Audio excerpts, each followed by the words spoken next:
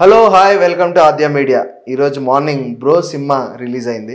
దాని గురించి మనతో మాట్లాడడానికి ఇమ్మంది రామారావు గారు ఉన్నారు. హలో సార్, నమస్తే. నమస్తే bro.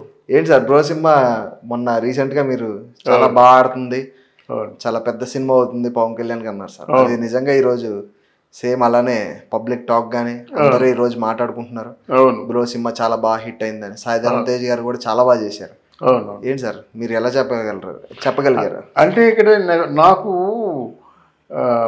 Pawan Kalyan mind set మీద బాగా నమ్మకం. అది జెన్యూన్గా ఉంటుంది మైండ్ సెట్. రెండవది ఏంటంటే పవన్ కళ్యాణ్ అభిమానుల మీద కూడా నా నమ్మకం. నేను ఎప్పుడు ఏ వీడియో పవన్ కళ్యాణ్ మీద చేసినా సరే లక్షల్లో పోయింది. ఇంకా దీనికోసం వెయిట్ చేస్తున్నాను అనమాట. అంటే ఇంకా అది రీచ్ అవ్వలేదా, కనెక్ట్ అవ్వలేదా ఏమిటో నాకు తెలియదు, కానీ పవన్ కళ్యాణ్తో వీడియోస్ అన్నీ నాకు చాలా మంచి పేరు తీసుకొచ్చాయి. ఇక్కడ ఆ బ్రో అనేటువంటి కథ చాలా గొప్పదండి. నేను చెప్తుంటా, సినిమా కంటే గొప్పది ఎప్పుడు కథ సినిమాకి ప్రాణం లాంటిది. కథ ఎప్పుడైతే బాగుందో సినిమా దూసుకుపోతుందన్నమాట. సరిగ్గా మంచి రైట్ టైంలో రైట్ డెసిషన్ తీసుకున్నాడు పవన్ కళ్యాణ్. ఈ సినిమా ఇప్పుడు రిలీజ్ అవ్వడం ఒక ఇంచుమించు మీకేంటంటే ఒక 10 కోట్ల రూపాయలతో ప్రోపగండా చేస్తే ఎంత పేరు వస్తుందో, ఈ ఒక్క సినిమా రిలీజ్ అయ్యి జనంలోకి దూసుకుపోయి పవన్ కళ్యాణ్ అభిమానులందరూ కూడా సగర్వంగా తలెత్తుకొని తిరిగేలా చేసింది సినిమా ఒకటి. రెండవది ఏంటంటే పవన్ కళ్యాణ్కి సాయి ధర్మతేజ్కి మంచి బాండింగ్ ఉందనే విషయం మాత్రం అందరికీ తెలుసు. అసలు వీరిద్దరు బాండింగ్ ఎలా ఉంది, వీళ్ళిద్దరూ ఎలా యాక్ట్ చేస్తున్నారు, ఇద్దరి మధ్య ఎట్లాంటి కాంపిటేటివ్ స్పిరిట్ ఉంది, ఇవన్నీ చూడడానికి చాలామంది వెళ్తారన్నమాట. వీళ్ళిద్దరిని పక్కన చూడడానికి వెళ్ళే వాళ్ళు చాలామంది ఉన్నారు. దానికి తగ్గట్టుగా త్రివిక్రమ్ శ్రీనివాస్ గారి తాలూకు మాటలు, అంటే సినిమా ఏ రేంజ్లోకి వెళ్ళిపోతుందో ఊహించండి. చాలా ఓ రేంజ్లోకి వెళ్ళిపోతుంది అన్నమాట. అందువలన సినిమా మనం ఊహించని దానికంటే ఇంకా ఫార్ నెక్స్ట్ లెవెల్కి వెళ్ళిపోయింది ఈ సినిమా. సముద్రకని తాలూకు ఒక స్టోరీ ఎలా ఉంటుందంటే, తమిళనాడులో ఎవరైనా ముందు హీరో తాలూకు బాడీ లాంగ్వేజ్, హీరో తాలూకు మైండ్ సెట్, హీరోకేమో జనంలో ఉన్న పేరు ప్రఖ్యాతులు, వీటన్నిటిని కూడా బేస్ చేసుకొని స్టోరీస్ రాస్తారన్నమాట.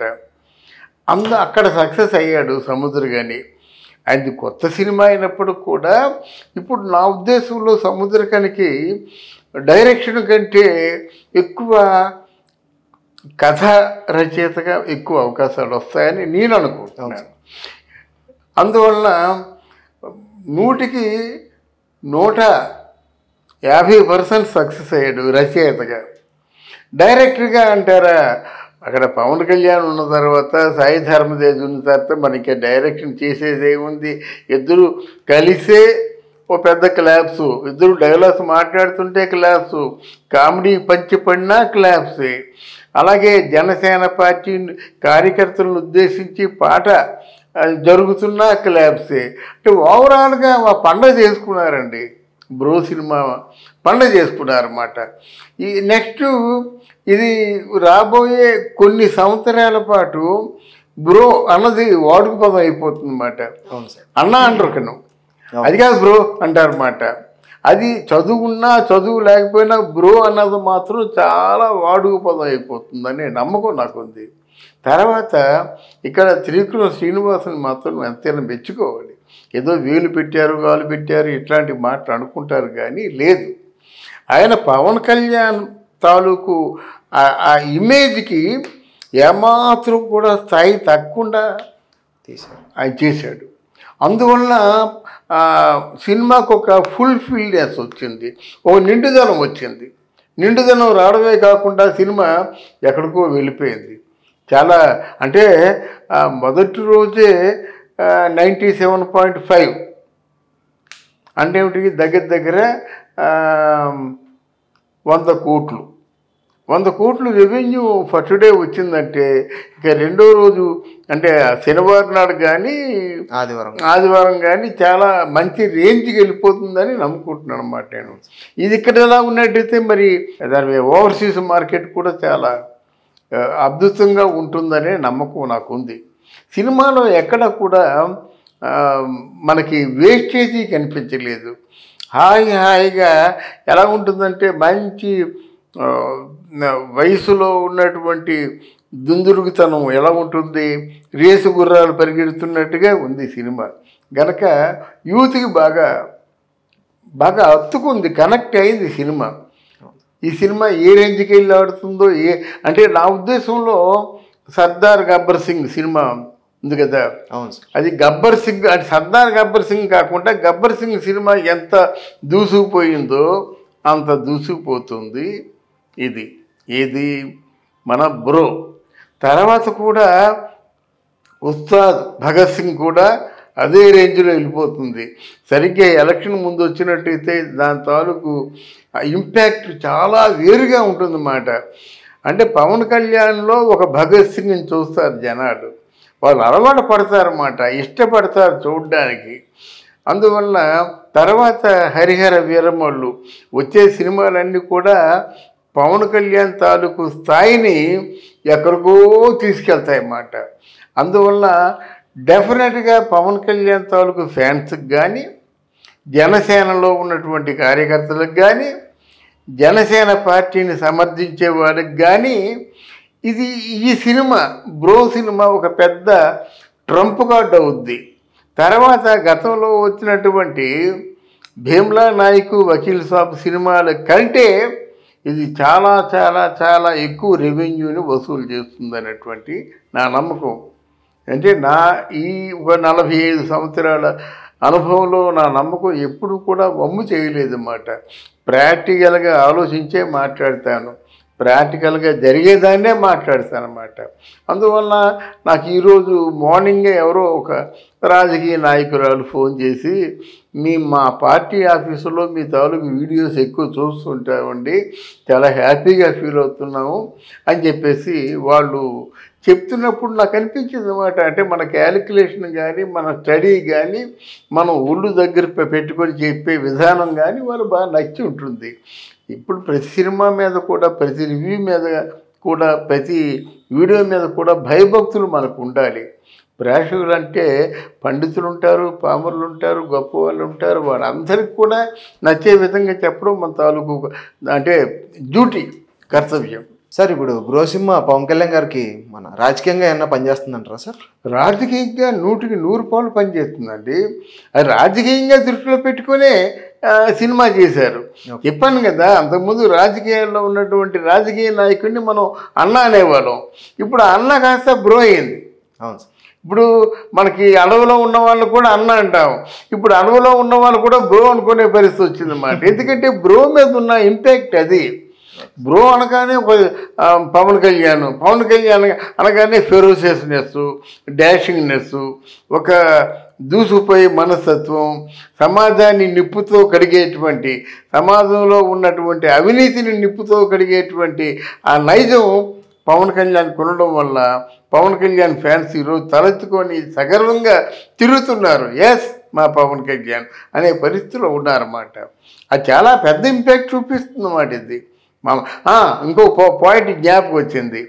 దీని మీద తప్పకుండా ఆపోజిట్ పార్టీ వాళ్ళు, అంటే ఆపోజిట్ పార్టీ వాళ్ళంటే రూలింగ్లో ఉన్నవాళ్ళు, దీన్ని ప్రతిఘటించడానికి, అడ్డుకోవడానికి, ఏదో విధంగా దెబ్బతీయడానికి శతవిధాలా ప్రయత్నం చేస్తారు. అదే మీరు ప్రశ్నిస్తారనుకున్నాను. కానీ మీరు ప్రశ్నించకపోయినా సరే పాలకపక్షం వాళ్ళు ఈ విధంగా చేస్తారు.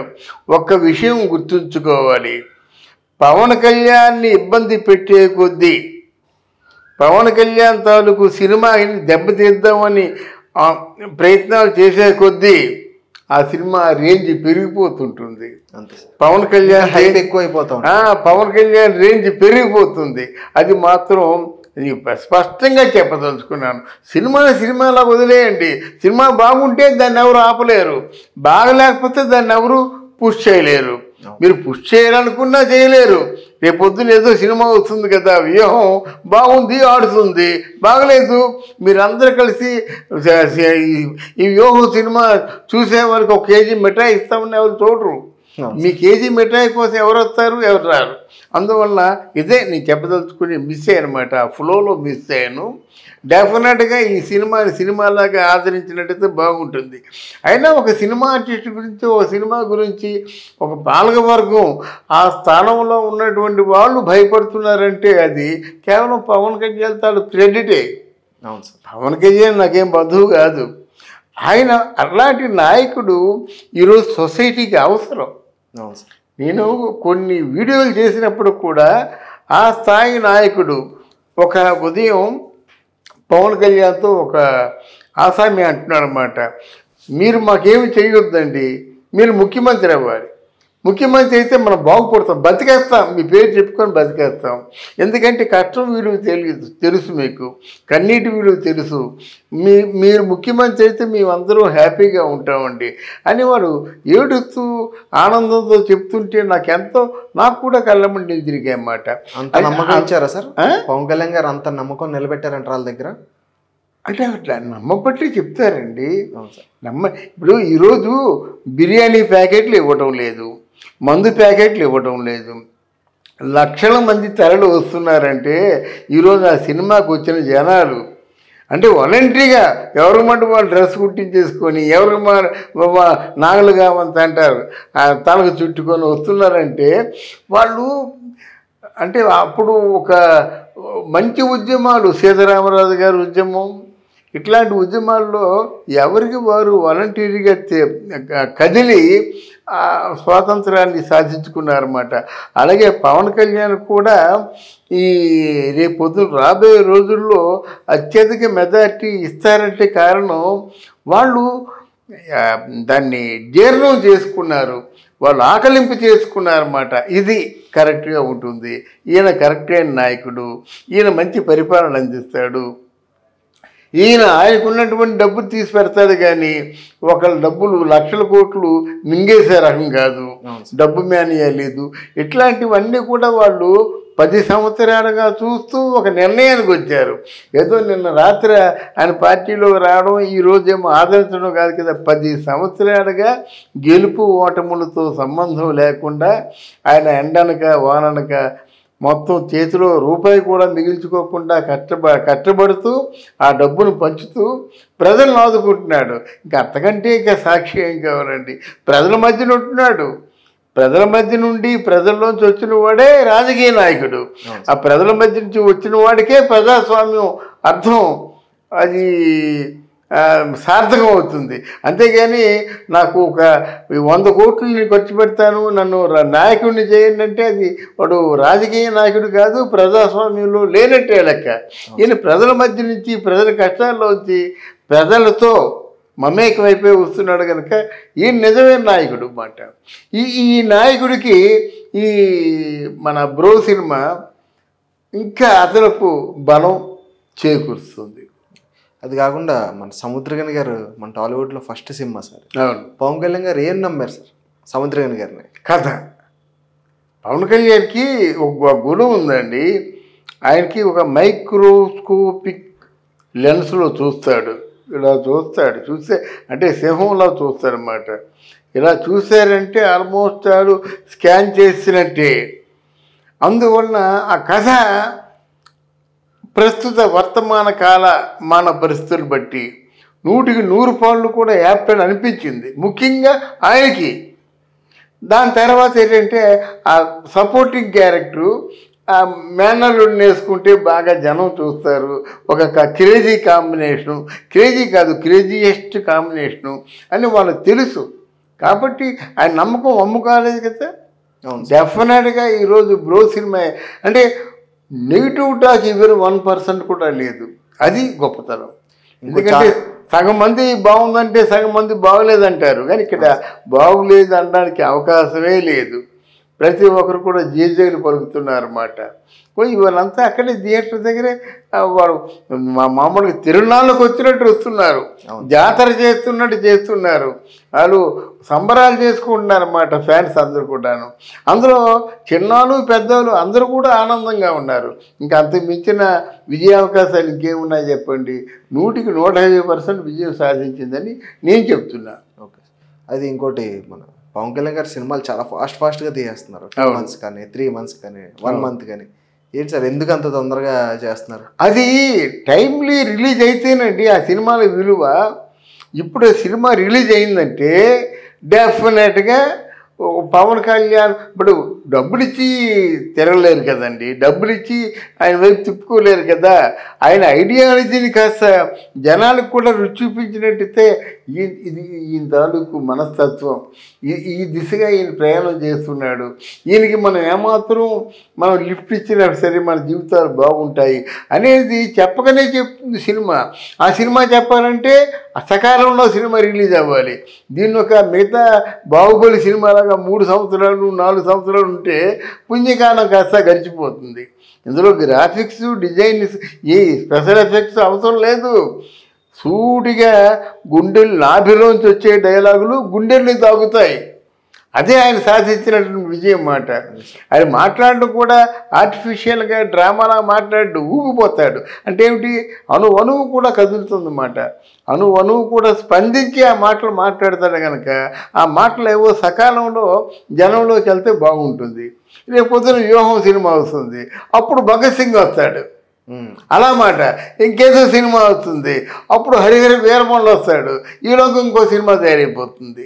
ఎందుకు సార్ సినిమాలన్నీ రాజకీయాల్లో కొట్టుకుంటున్నాయి? సినిమా పవర్ఫుల్ మీడియా కదండి. ఇప్పుడు మీరు 10 కోట్లు లేకపోతే 20 కోట్లు పెడితే ఎంతైతే రీచ్ ఉంటుందో ఒక సినిమా చూడడం ద్వారా అంత రీచ్ ఉంటుందండి. అయితే అఫ్కోర్స్ 100 కోట్లు తీస్తున్నారు అంటే పెడుతున్నారు. 100 కోట్లు పెట్టినా 100 కోట్లకి 500 కోట్లు వస్తున్నాయి కదా. లాభానికి లాభం వస్తుంది, రీచ్కి రీచ్ వస్తుంది. అందువలన సినిమాలు కాస్త రాజకీయం కూడా ముడిపడి ఉంటే బాగుంటుందని అనుకుంటున్నారు అన్నమాట. మనకి గతంలో చాలా సినిమాలు వచ్చాయి, రాజకీయంతో ముడిపడినటువంటి సినిమాలు చాలా వచ్చాయన్నమాట. ఆ ప్రతి సినిమా కూడా బాగా ఆడింది. అయితే ఆ రాజకీయంతో ముడిపడిన సినిమాలు జాగ్రత్తగా ఒళ్ళు దగ్గరుంచుకొని సినిమా తీయాలన్నమాట. ఆషామాషిగా తీయకూడదు. అంటే నేల బెంచీలో కూర్చున్న దగ్గర నుంచి రిజర్వ్డ్ క్లాసులో కూర్చున్న వాళ్ళ వరకు అందరికి కూడా ఇక సూటిగా అర్థమైపోవాలి, కనెక్ట్ అయిపోవాలి, ఆ మనసులో నాటుకోవాలి. అలాంటప్పుడు డెఫినెట్గా ఆ సినిమాకి ఒక మంచి ఆదరణ ఉంటుంది, జనం గుండెల్లో చిరస్థాయిగా నిలిచిపోతుందని నా ఉద్దేశం. పవన్ కళ్యాణ్ గారికి అసలు మామూలుగా ఆంధ్రప్రదేశ్ కానీ తెలంగాణ కానీ బీభత్సమైన ఫ్యాన్స్ ఫాలోయింగ్ సార్. ఫాలోయింగ్కి నిజంగా ఒక మంచి ఆర్టిస్టా అంటే పెద్ద సూపర్ ఆర్టిస్ట్ కాదు, ఒక మంచి డాన్సరా అంటే డాన్స్ కూడా చేయరు. ఎందుకు సార్ ఆయన అంత ఆదరించి ఒక దేవుళ్ళ కొలుస్తారు? అసలు ఆ మాట ఆయనే చెప్పాడు కదా, నేనేమో అల్లు అర్జున్ లాగాను తారక లాగా డాన్స్ చేయలేను, నాకేం పెద్ద ప్రభాస్ లాంటి పర్సనాలిటీ, ప్రభాస్ రానా లాంటి పర్సనాలిటీ లేదు. అంటే ఏమిటి, నిజానికి బలం ఎక్కువ బాబు, నిజానికి బలం ఎక్కువ, అది కనెక్ట్ అవుద్ది. ఆర్టిఫిషియల్గా లేనిపోని మాటలు మాట్లాడుతుంటే కనెక్ట్ అవ్వదు. కానీ నాభిలోంచి వచ్చి గుండెల్లోంచి వచ్చిన మాట ఏదైనా సరే మంచితనం నటించలేము, మంచితనం వ్యక్తం అయిపోతుంది అన్నమాట. ఎంత దాచుకుందామన్నా సరే ఆ మంచితనం వ్యక్తం అయిపోతుంది. అట్లాంటి మంచితనం ఉంది కాబట్టి పవన్ కళ్యాణ్ వెంట ఇన్ని లక్షల మంది ఉన్నారు, రేపు పొద్దున కోట్ల మంది ఉంటారు. అంతెందుకు, మార్నింగ్ ఏదో చూస్తే మన కేటీఆర్ తెలంగాణలో ఆయన కూడా మంచి dashing and daring young minister అని అంటాడు. నాకు పవన్ కళ్యాణ్ అంటే చాలా ఇష్టం అంటాడు. ఎందుకంటే నా mind set Pavan Kalyan mind set ఒకటే. నేను పవన్ కళ్యాణ్ ఇద్దరం ఒకేలాగా పుస్తకాలు చదువుతాం. తర్వాత మా ఇద్దరికి కూడా భావాలు కూడా ఐడియాలజీ కూడా ఒకటే. అందువల్ల ఐ లైక్ హిమ్ అంటే అడుగుతాడు, టీవీ 9లో అడుగుతాడు అన్నమాట. అంతేనా, ఇంకేదైనా రాజకీయం బ్యాక్గ్రౌండ్ ఉందంటే స్నేహానికి రాజకీయానికి ముడిపెట్టొద్దండి, మరి పక్కా స్నేహం అని చెప్పాడన్నమాట. అంటే ఏమిటి, ఒక మేధావులు తాలూకు మనసును కూడా గెలుచుకున్నాడంటే that is nothing but the genuine and sincerity of Pawan Kalyan. కరెక్ట్గా పవన్ కళ్యాణ్ గారు సినిమా వచ్చేలోడికి టికెట్ ఇష్యూ వస్తుంది సార్ మన ఆంధ్రప్రదేశ్లో. ఎప్పుడు చూడండి ఈసారి కూడా అలానే చేద్దాం అనుకున్నారు కానీ ఆ పప్పులు ఉడకలేదు ఈసారి. ఏంటి సార్? అంటే ఒక సంకల్ప సిద్ధి ఉన్నప్పుడు దాన్ని ఎవరు ఆపలేరండి. ఈరోజు ఆంధ్రాలో ఎంత వరద బీభత్సం ఉంది, కానీ జనాలు ఎవరైనా ఆపారా? థియేటర్ జనాలు విరగబడి చూస్తున్నారన్నమాట. నేను మల్కాజ్గిరి చూస్తున్నాను, ఆ రోడ్డు ట్రాఫిక్ జామ్ అయిపోయింది. అది అటుపక్క చుట్టూ తిరిగి వెళ్తున్నారు అన్నమాట. అంటే ఏమిటి? జనం తాలూకు అభిమానాన్ని మనం దాచుకోలేమన్నమాట. ఆ మనస్ఫూర్తిగా అభిమానించేటువంటి జనాలు ఉన్నప్పుడు ఏ శక్తి కూడా ఆపలేదు. అంటే ఇంతమంది మనస్ఫూర్తిగా కోరుకుంటారు కదండి. ఇంతమంది కోరికల్లో కొంతమంది కోరికలైనా భగవంతుడు మన్నిస్తాడు కదా. అందువల్ల పవన్ కళ్యాణ్కి భగవంతుడి తాలూకు అనుగ్రహం కూడా ఉందని నేను అనుకుంటున్నాను. ఇంకోటి సార్, మన లాస్ట్ టైం పవన్ కళ్యాణ్ గారు, మీరు నా సినిమా ఆపితే నేను ఏమన్నా భయపడతాను అనుకున్నారా? నేను అనుకుంటే ఫ్రీగా వేస్తాను సినిమా అన్నారు. అవును. ఏంటి సార్? దాన్ని సిద్ధమే సినిమా చేస్తున్నాడు ఆయన. అవసరమైనట్టయితే నీ సినిమాలు ఫ్రీగా వేస్తాను, మీరు చూడండి. అంటే మాకు కావాల్సింది ఏంటంటే ఈ చెప్పే మెసేజ్ జనాలకు చేరువు కావాలి. ఆ చేరువైనట్టయితే కదా. ఇప్పుడు బ్రో కావచ్చు, లేకపోయినట్టయితే దీని పేరు భగత్ సింగ్ కావచ్చు, లేకపోతే హరిహర వీరమల్లు కావచ్చు. మంచి ఐడియాలజీ ఎప్పుడైతే ఉందో ఐడియాలజీ చేరువు కావాలంటే సినిమా పడాలి, జనంకి ఎక్కాలి, జనం అర్థం చేసుకోవాలి. సినిమా బాగా చేయాలి, బాగా తీయాలి, జనం కూడా రిసీవ్ చేసుకోవాలన్నమాట. అది చేసుకున్నారు. అది పవన్ కళ్యాణ్ తాలూకు అదృష్టం. రాబోయే అంటే శుభ సంకేతాలు అంటారు కదా, అది ఒక గుడ్ సిగ్నల్స్ మాట. రాబోయే రోజుల్లో పవన్ కళ్యాణ్ అఖండ విజయం సాధిస్తాడని చెప్పడానికి ఇదో పెద్ద ఉదాహరణగా చెప్తున్నాను నేను. మొన్న వారాహయాత్ర అప్పుడు సార్ పవన్ కళ్యాణ్ గారు కొంచెం బాగా ఉల్లాసంగా డాన్స్ చేస్తూ మాట్లాడారు కదా సార్. దాని గురించి మన వైసీపీ వాళ్ళు చాలా మంది కొంచెం కామెంట్స్ చేయడం కానీ ఎక్కిరించడం కానీ అలా చేశారు సార్. అంతెందుకు జగన్మోహన్ రెడ్డి గారే స్టేజ్ మీద ఆయన స్థాయికి ఆయన మాట్లాడాల్సిన అవసరం కూడా లేదు. ఆయన అదే మాట్లాడి ఆయన స్థాయి ఎక్కడ ఉందండి? ఆయన స్థాయి ఎక్కడ ఉంది చెప్పండి? ముగ్గురు ఎంతసేపు పెళ్ళాలండి, ఎంతసేపు పెళ్ళాలా? ఇంకా దయ్యం ఒక మెట్టు ఎక్కి ఏం చేస్తుందంటే ఒక ఆయనేమో ముద్దులు పెట్టుకుంటాడు, కడుపు చేస్తుంటాడు. ఒక ముఖ్యమంత్రి స్థాయిలో ఉన్నవాడు ముద్దులు కడుపుల గురించి మాట్లాడొచ్చండి. ఆ అలవాటు నీకు ఉందేమో, పవన్ కళ్యాణ్ లేదు. పవన్ కళ్యాణ్ ముద్దు పెట్టుకోడు, నా చెల్లమ్మంటాడు అంతే, వేరే మహిళ అంటాడు. మహిళకి వీరత్వం తగిలించాడు. నీలాగా ముద్దులు పెట్టుకోవడం, గుద్దులు గుద్దడం, ఎక్కడ హోటల్లో ఉండడం ఆ చేయడు. ఇట్లాంటి దరిద్రపు మాట ఎందుకు మాట్లాడతారో తెలియదు నాకు. ఆ స్థాయి చెప్పినట్టుకు స్థాయి ఉండాలి కదండి ముఖ్యమంత్రికి. ఆ స్థాయి పోగొట్టుకుంటాడు, ముద్దులు పెట్టుకుంటాడట, కడుపు చేస్తారట. ఇలాంటివన్నీ విన్న తర్వాత ఏమో రెచ్చిపోయి పవన్ కళ్యాణ్ తాలూకు అభిమానులుగా మారిపోతున్నారు. వీళ్ళందరూ పవన్ కళ్యాణ్ అభిమానులుగా మారుతున్నారంటే కారణం ఏంటంటే వీళ్ళ తాలూకు దరిద్రపు మాటలు వినలేక మారుతున్నారు అన్నమాట. ఇంకోటి సార్, మొన్న పవన్ కళ్యాణ్ గారు కూడా జగన్ గారిని ఇమిటేట్ చేశారు స్టేజ్ మీద. ఈసారి మీరు ఎలా మాట్లాడతారో నేను సేమ్ అలానే మాట్లాడతాను. అవునవును. ఏంటి సార్ దాని గురించి? అది అంటే పవన్ కళ్యాణ్ని రోజా గారు ఇమిటేషన్ చేశారండి. చేసి అందరూ నవ్వుకున్నారన్నమాట. అందరూ నవ్వుకొని ఆవిడ్ని ఎన్ని మాట్లాడుతున్నారండి, నీ తాలూకు ఏదో ఫిల్మ్ బయట పెడతా ఉంటున్నారు, అంతవరకు దూరం రావాలా? ఆవిడ మనకి ఒక విధంగా చెప్పాలంటే బాధ అనిపిస్తుంది. సాటి మహిళే కదా. నీ సినిమాలన్నీ బయట పెడతాము, దానికి సిద్ధంగా ఉండని మాట ఎందుకు అనిపించుకోవాలంటున్నాను అన్నమాట. బట్ ఏదేమైనా సరే ఈ శుభ సందర్భంలో అవన్నీ నేను మాట్లాడదలుచుకోలేదు. బ్రో సినిమా చాలా సూపర్ హిట్ అయింది.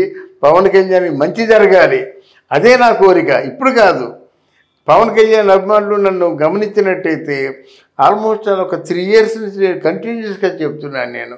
యమంది రామారావు అబౌట్ పవన్ కళ్యాణ్ కొట్టినట్టయితే వస్తుంది చూడండి. తప్పకుండా ఒక మంచి వ్యక్తికి, నిస్వార్థమైన వ్యక్తికి, నిజంగా స్వాతంత్ర్యం అంటే విలువ తెలిసిన వ్యక్తికి మనం అండదండలుగా ఉండడం మనకి బెటర్ సొసైటీ, రేపటి మెరుగైన సమాజానికి నాంది పలికిన వాళ్ళు అవుతాం. ఓకే సార్, పవన్ కళ్యాణ్ గారి గురించి చాలా మంచి మాటలు చెప్పారు, చాలా విషయాలు తెలుసుకున్నాను. Thank you sir. Thank you అమ్మా.